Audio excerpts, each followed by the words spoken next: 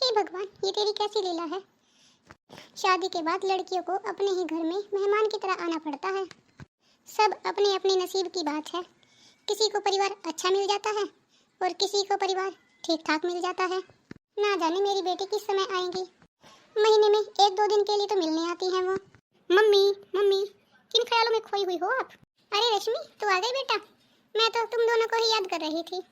तुम दोनों का मतलब दीदी भी आ रही है क्या? हाँ बेटा, तेरी दीदी ने भी फोन किया था।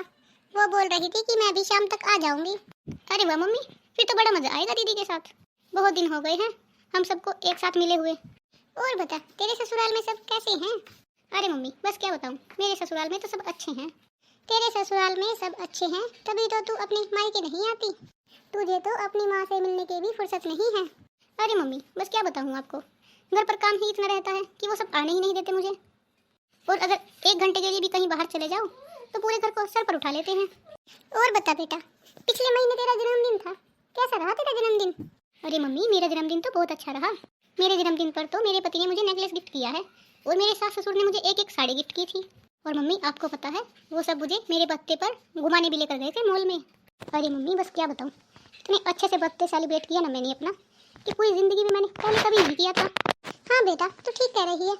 आखिर तेरे ससुराल वाले इतने अमीर जो है, बहुत खर्चा करते हैं वो तुझ पर। तू उनके घर की इकलौती बहू जो है। हाँ हाँ मम्मी, ये तो बात आपने बिल्कुल सही कही। पति तो छोड़ो, सास ससुर भी मुझ पर अपनी जान छिड़कते हैं। मानना पड़ेगा मम्मी आपको, आपने कितना अच्छा ससुराल ढूंढा है मेरे लिए। अरे रश्मि, तू तो मुझसे पहले ही यहाँ पहुँच गई। कैसी हो दीदी आप? अरे रश्मि, मैं तो अच्छी हूँ, तू बता कैसी है? मैं भी ठीक हूँ दीदी, और आपसे मिलकर तो और भी अच्छी हो गई हूँ। आजा नेहा बेटा, आजा, आ मेरे पास बैठ। कैसी हो माँ तुम? अरे बेटा, मैं तो अच्छी थी, लेकिन तुम दोनों को देखकर और भी अच्छी हो गई हूँ। जब से तुम दोनों का फोन आया था कि तुम दोनों घर आ रही हो, मैं तो खुशी के मारे पागल हो गई थी।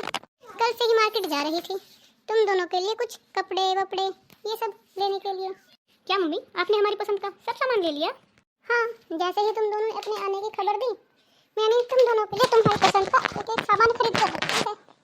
शुक्रिया मम्मी, आप हम सब का कितना ध्यान रखती हो। शुक्रिया किस बात का, आखिर मैं तुम्हारी माँ हूँ और ये सब तो मेरा फर्ज है। अच्छा ठीक है, तुम दोनों बहनें इतने दिनों बाद मिली हो, तुम दोनों बातें करो, मैं तुम दोनों के लिए खाना लगाती हूँ। ठीक है माँ। हाँ हाँ मम्मी, चलिए मैं भी आपके किचन में मदद कर देती हूँ।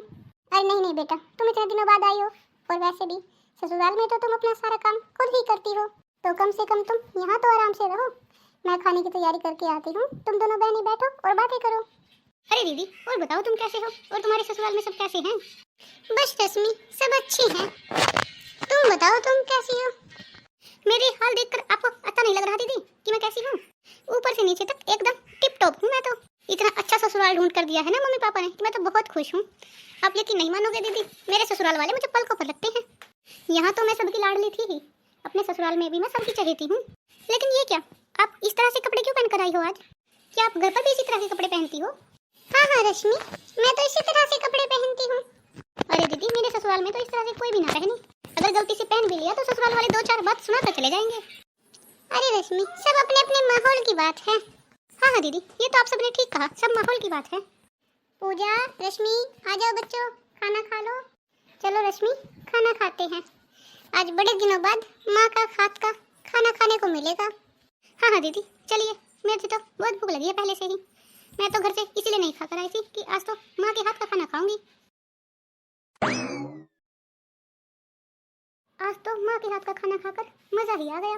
क्यों दीदी, सही कहा ना मैंने, माँ के हाथ में तो जादू है, इतना अच्छा खाना जो बनाती है। हाँ हाँ, तुमने बिल्कुल ठीक कहा, माँ खाना तो बहुत अच्छा बनाती है। अरे मम्मी, आपने ये इतने सारे बैग को ये अलग से एक बैग क्यों पैक करके रखा है? अरे रश्मि, तुझे नहीं पता, जब भी हम मायके जाते हैं माँ हमें कुछ न कुछ देती जरूर है। इस बार भी मम्मी ने कुछ अच्छा ही लाया होगा हमारे लिए। देखो ना दीदी, यहाँ ये 4 शॉपिंग बैग और उधर ये इतना बड़ा बैग। आपको क्या लगता है इनमें से मेरे लिए कौन सा होगा? क्या फर्क पड़ता है, मम्मी ने जो भी पैक किया होगा अच्छा ही किया होगा। देख लेना दीदी, वो बड़े वाला बैग तो मम्मी ने बिल्कुल मेरे लिए ही पैक करके रखा होगा। आखिर मैं मम्मी की लाडली जो हूँ। हाँ हाँ रश्मि, कोई बात नहीं, एक बार मम्मी से पूछ लेती हैं। क्या बात है बच्चों, इस बात पर बहस कर रहे हो तुम? अरे नहीं मम्मी, हम बहस कहाँ कर रहे हैं, हम तो बस मजाक कर रहे हैं। अच्छा मम्मी, मैं घर चलती हूँ। अरे बेटा, सुबह ही तो तुम आई थी और अभी तुम जाने के लिए भी कह रही हो। मम्मी, आपको तो पता है ना मेरे ससुराल की हालत कैसी है। अगर मैं वहाँ नहीं रही तो बच्चे भूखे रह जाएंगे। और आपके दामाद का काम कैसा चल रहा है ये भी आपको अच्छे से मालूम है। हाँ हाँ बेटा, मैं सब जानती हूँ, तू चिंता मत कर। मम्मी, मैं भी सोच रही हूँ कि दीदी के साथ मैं भी निकल जाती हूँ। वहाँ पर मेरा भी सब इंतजार कर रहे होंगे और उन्होंने मुझे सिर्फ 2-4 घंटे के लिए ही भेजा था। क्या बताओ मम्मी, उनका मेरे बिना मन नहीं लगता है। अरे मेरे बच्चियों, अब मैं तुम्हें कैसे रोक सकती हूँ। शादी के बाद तो माँ बाप का हक बच्चियों पर से आधा हो जाता है। उन्हें तो अपने ससुराल वालों के कहे अनुसार ही चलना पड़ता है। ठीक है रश्मि बेटा, ये देख, ये मैंने बैग तेरे लिए पैक किया है। इस बैग में मैंने तेरे लिए 4-5 सूट, तेरे पति के लिए 2 जोड़ी ड्रेस, तेरे बच्चों के लिए ड्रेस और कुछ खाने पीने का सामान पैक कर दिया है बेटा। माँ, आप मेरी कितनी हेल्प करती हो। अरे बेटा, इसमें हेल्प की क्या बात है, मैं तेरी माँ हूँ। आखिर तेरी तकलीफ नहीं समझूंगी तो और कौन समझेगा। अरे बेटा, तू चिंता मत कर। अगर तुझे किसी चीज की जरूरत हो तो फोन कर देना, मैं तेरे पापा जी के हाथ वहीं पर भिजवा दूंगी।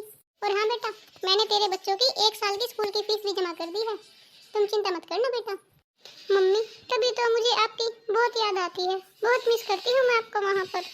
अरे बेटा, कोई बात नहीं, जब तेरा मन करे तब तू यहाँ रहने आ जाया कर। और हाँ, जब बच्चों की छुट्टियाँ हो जाए तो 1 महीने के लिए दामाद जी को लेकर भी यहीं पर आ जाना। ठीक है माँ, तुम मेरा कितना ध्यान रखती हो। अच्छा माँ, अब मैं चलती हूँ। हाँ हाँ बेटा, बस ये बैग ले जा तू, और जो कुछ सामान रह गया है वो मैं तेरे पापा जी के हाथ भिजवा दूंगी। ठीक है माँ, चलती हूँ पूजा, फिर कभी मिलने आऊंगी तुमसे। ठीक है दीदी, अपना ध्यान रखना। अच्छा माँ, चलती हूँ, फिर आऊंगी मिलने। ठीक है मेरे बच्चे, खुशी खुशी जाओ। अरे पूजा, क्या बात है, तू ऐसे क्यों देख रही है। मम्मी, ये आपने ठीक नहीं किया। अरे बेटा, ये तो कैसी बातें कर रही है, क्या ठीक नहीं किया मैंने। मम्मी, शादी से पहले तो आप मुझसे बहुत प्यार करते थे और मेरी शादी होते ही आपको दीदी से प्यार हो गया, आपको दीदी अच्छी लगने लगी। पहले तो आप हमेशा कहते रहते थे कि तुम्हारी दीदी ने लव मैरिज करके हमारी नाक कटवा दी, ये करवा दिया। अब क्या हुआ मम्मी, अब आपको दीदी ही इतने अच्छे लगने लगे हैं। मुझे तो लगा था कि वो इतना सारा सामान आपने मेरे लिए पैक किया है। अच्छा, तो तुझे इसलिए गुस्सा आ रहा है। बेटा, तुझे ये तो दिखाई दिया कि मैंने उसके लिए इतना सारा सामान पैक किया है, लेकिन शायद तूने उसकी हालत नहीं देखी बेटा। तुझे शायद मालूम नहीं है कि पिछले कुछ महीनों से उसके पति की हालत बहुत खराब है। वह बेचारा तो ढंग से काम भी नहीं कर पाता। उसका जब एक्सीडेंट हो गया था तो डॉक्टर ने उसे 6 महीने के लिए बेड रेस्ट दिया था। अब बेटा, तेरा तो ससुराल बहुत अच्छा है, तुझे तो वहाँ पर किसी चीज की कमी नहीं है, ना ही वो किसी चीज से तुझे तंग रखते हैं। इसीलिए मैंने तेरे लिए सिर्फ कपड़े ही लिए हैं और तेरे लिए कुछ खाने का सामान लिया है। लेकिन बेटा, उसके यहाँ तो कोई कमाने वाला ही नहीं है, इसीलिए मुझे उसकी जरूरत का हर सामान तेरे पापा जी की कमाई से देना पड़ता है। बेटा, हम तो माँ बाप है, अपने बच्चों के सुख में दुख में साथ खड़े रहते हैं। उस समय पर उसने चाहे जो भी किया हो, आखिर है तो वो हमारी बेटी ही ना। अगर इस दुख भरे समय में भी हम उसका साथ नहीं देंगे तो फिर उसका साथ कौन देगा बेटा। मम्मी, इतनी सब बातें हो गई और आप सबने मुझे बताया तक नहीं। हाँ बेटा, क्योंकि रश्मि ही नहीं चाहती थी कि वह अपनी हालत के बारे में किसी को बताए। वो नहीं चाहती थी कि लोग उसके बारे में सुनकर उसका मजाक उड़ाए। मम्मी, मुझे माफ कर दो, मैंने आपको और दीदी को गलत समझा। मुझे तो लगा कि अब आप मुझसे प्यार नहीं करते, सिर्फ दीदी से ही प्यार करते हो। मुझे तो लगा कि मेरा अच्छा ससुराल देखकर आपको और दीदी को मुझसे जलन हो रही है। अरे बेटा, ये सब बातें तेरे दिमाग में भी कैसे आई। मम्मी, मुझे माफ कर दो, मुझे तो लगा कि हमारी शादी होने के बाद आपने हम दोनों बेटियों में फर्क कर दिया है। अरे नहीं मेरे बच्चे, एक माँ कभी अपने बच्चों में फर्क नहीं करती।